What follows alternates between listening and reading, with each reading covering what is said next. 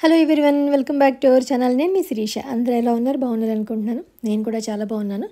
సరదాగా ఇవాళ కొంతసేపు గార్డెన్ టూర్ చూపించి, మా కూరగాయలు అవి ఏమున్నాయి చూపించి, తర్వాత ఒక మంచి ముగ్గు, యాక్చువల్గా సంక్రాంతికంటూ కొన్ని ముగ్గులు పెడదామని చెప్పని, కొంచెం పెద్ద సైజు ముగ్గులు మీరు ఓపిక్గా చూస్తారనుకుంటున్నాను. దాంతోపాటు నాకు చాలా ఫేవరెట్ అయిన చైల్డ్హుడ్ డేస్ అంటే అసలు నేను ఎప్పటికీ మర్చిపోలేను. అందులో ముఖ్యంగా ఈ ధనుర్మాసం గొబ్బిళ్ళు టైము అంటే చాలు ఎక్కడైనా ఉత్సాహం వస్తుంది నాకు.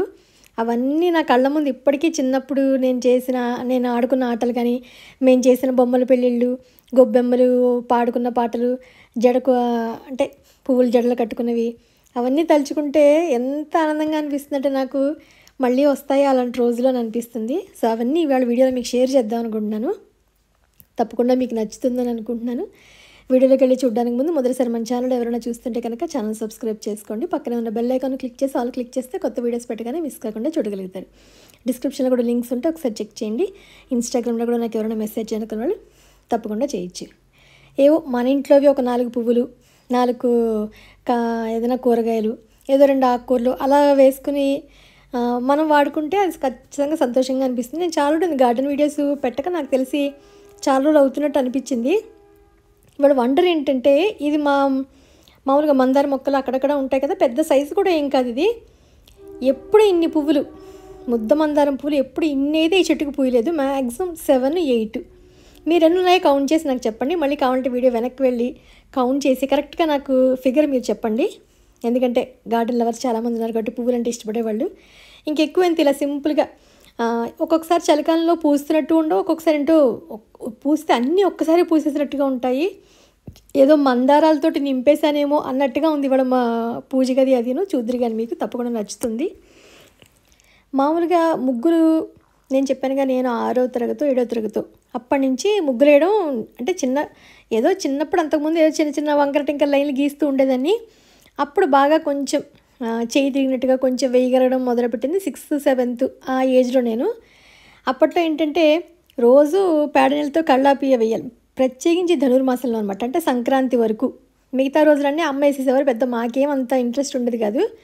నాకు ఏదైనా వేయాలనిపిస్తే స్కూల్ సెలవు అప్పుడు ఎప్పుడు వేసేదాన్ని. కానీ ఈ సంక్రాంతి టైంలో మాత్రం అస్సలు మా అక్క నేను దెబ్బలాడుకుని ఒకరోజు ఒకళ్ళం అంతలా ముగ్గులు వేసేవాళ్ళం. మా అక్కని మెలికల ముగ్గులు బాగా పెట్టేది. నేను అసలు వాడి జోలికి వెళ్ళేదాన్ని కదా, ఎందుకంటే అన్ని మెలికలు ఏమొస్తాయి మనకి, అబ్బాయి మన వల్ల కాదు. నాకు చుక్కల ముగ్గులు కానీ ఓన్ డిజైన్స్ చేతితోటి అవి అంటే చాలా ఇష్టం నాకు.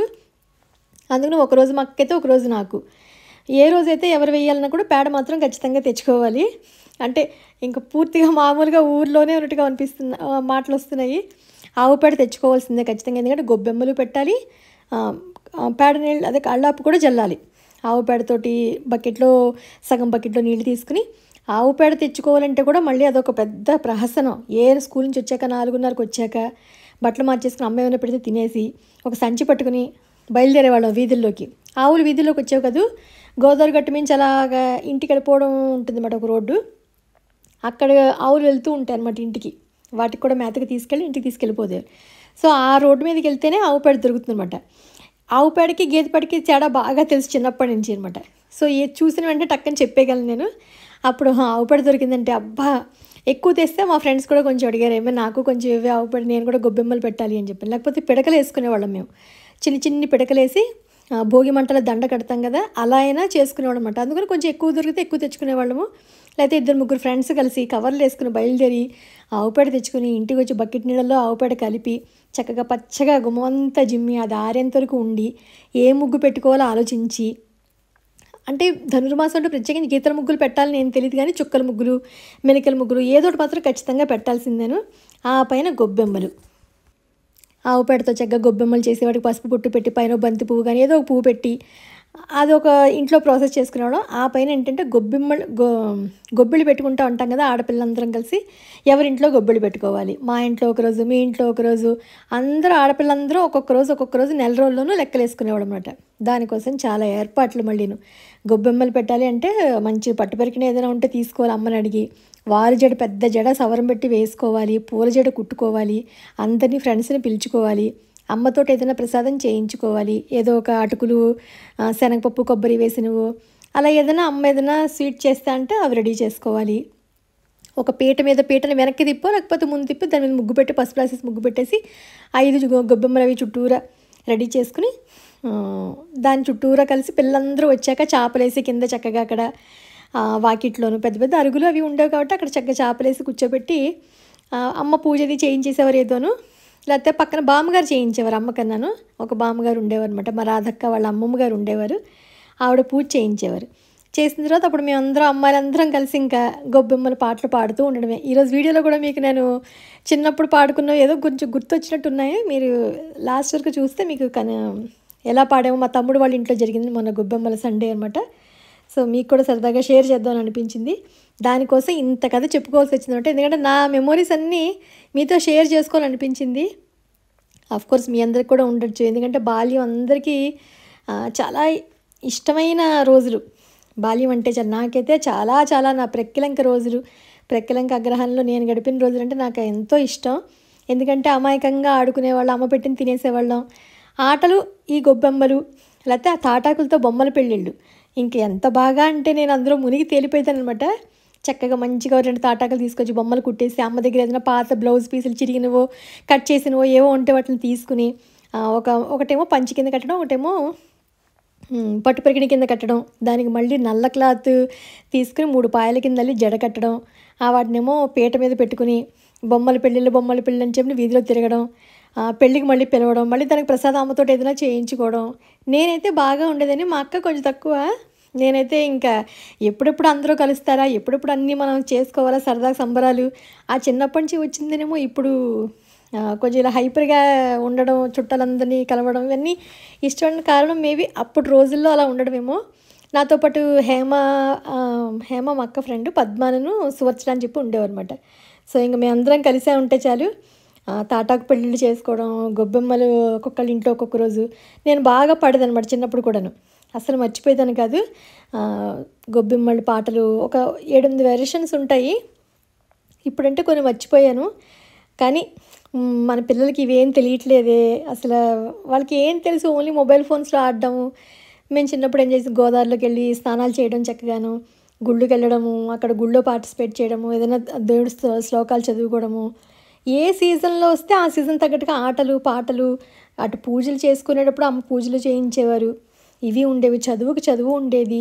చింతపిక్కలు అటు వస్తే చింతపిక్కలు, అసలు ఖోఖో ఆడడం కానీ, మామూలుగా కుంటాట ఆడడం కానీ, అవన్నీ అలా తలుచుకుంటే నాకు ఇప్పటికీ అలా కళ్ళ ముందు ఉన్నట్టు అనిపిస్తాయి. ఆ ఊరు, మా గోదావరి తీరంలో ఉండే ఆటలు పాటలన్నీ నేను చెప్పుకుంటూ వెళ్తే ఎంతసేపైనా చెప్తానేమో నేను.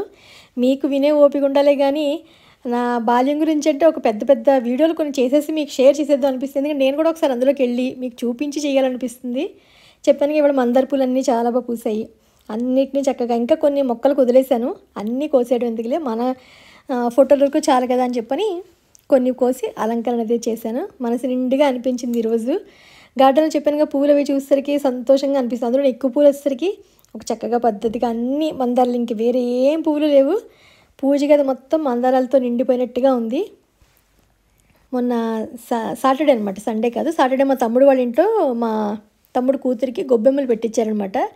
నేనైతే ప్రతి సంవత్సరం మా శ్రావణితోటి దానికి కుదిరినంతకాలం అసలు అనిపించిందే లేదు. గుజరాత్లో ఉన్న ఎక్కడున్నా కూడా చుట్టాలందరినీ పిలవడం, గొబ్బెమ్మలు పేరంటం కొంచెం గ్రాండ్గానే చేయడం, ఏదైనా టిఫిన్లు సాయంత్రానికి ఏర్పాట్లు చేయడం, అందరినీ పిలవడం, ఇది మాత్రం కంపల్సరీ ప్రతి సంవత్సరం జరిగేది, ఇంకేమి ఇబ్బంది లేకుండాను. ఇప్పుడు నెక్స్ట్ మా చెల్లెళ్ళు తమ్ముళ్ళు పిల్లలు ఉన్నారు కాబట్టి వాళ్ళు ఎవరైనా పిలిస్తే హ్యాపీగా వెళ్ళడం, మళ్ళీ నేను కూడా ఆడడం. చిన్నప్పుడు ఏంటంటే గొబ్బెమ్మలు బాగా ఆడితే మంచి మొగుడు వస్తాడని చెప్పి ఇలా చెప్తూ ఉండేవారు కదా. నేను మా శ్రావణికి చెప్తాను, చూసావా నాన్న నాకు మంచిగా దొరికారు కదా, నువ్వు కూడా గొబ్బెమ్మలు అవి ఆడాలి, అప్పుడు నీకు కూడా మంచి మొగుడు వస్తాడని చెప్పి సరదాగా అంటే నవ్వుకుంటుంది మా శ్రావణి. చిన్నప్పుడు మనకు అలాగే చెప్పేవారు కదా, సుబ్బి గొబ్బెమ్మ సుబ్బడిని ఇయ్యవే, చామంతి పువ్వంటి చెల్లెల్ని ఇయ్యవే, తామర పువ్వంటి తమ్ముడిని ఇయ్యవే, బంతి పువ్వంటి బావాని ఇయ్యవే, అరటి పువ్వంటి అత్తని ఇయ్యవే, మామిడి పండంటి మావాని ఇయ్యవే, మొగలి పువ్వంటి మొగుడుని ఇయ్యవే అని చెప్పి నవ్వేసుకుంటూ ఉండేవాళ్ళం కదా. సో ఇప్పుడు ఒకసారి చూడండి, మీకు నచ్చుతుంది.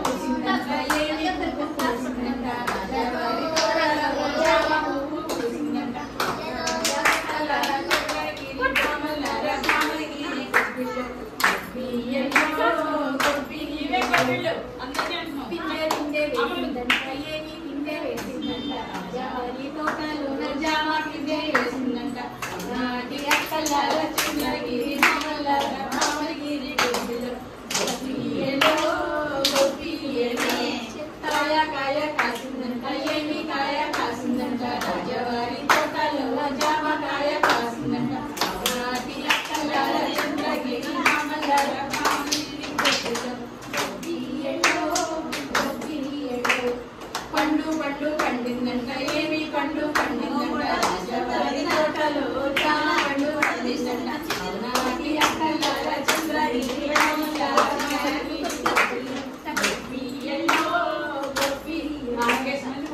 తిరుగుతారండి బాబు ఇద్దరు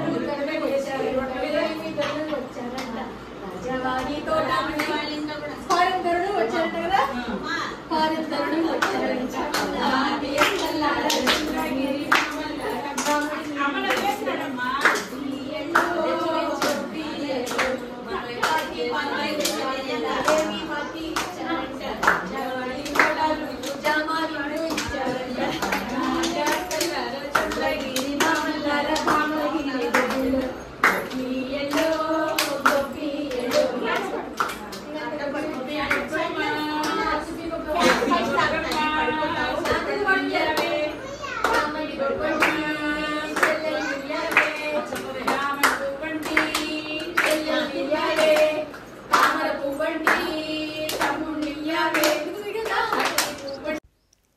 ఇది ఈరోజు వీడియో. మళ్ళీ ఒక ఇంట్రెస్టింగ్ వీడియోతో మిమ్మల్ని అందరినీ కలుస్తాను. అంతవరకు బాయ్.